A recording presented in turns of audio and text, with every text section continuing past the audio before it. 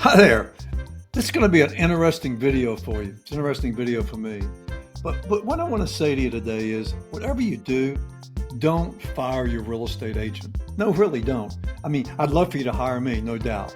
But I think that it's something that's worth thinking about is if you have a real estate agent. When I say do you have a real estate agent, do you have someone that's in the real estate business that you're good friends with, that you've done business with before, they sold your house, sold you a house, or they sold your house for you, or property for you, that you know them, and they've been in constant contact with you over some period of time?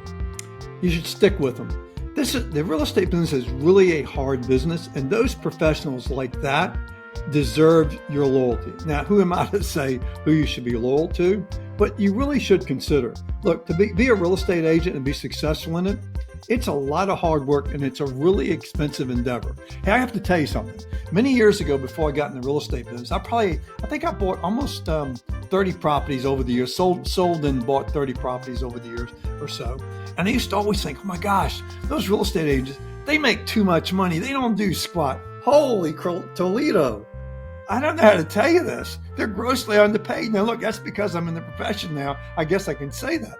But the amount of work that goes into putting a deal together is unbelievable. All the hard work that an agent does behind the scenes for you, I'm telling you, it's worth every penny that you have to pay them. Now, I'm obviously biased, so I'm admitting that. I'm not denying that.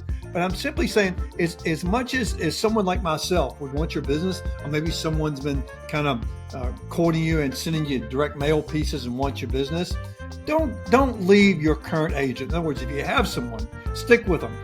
The amount of money they spend monthly just to be an agent.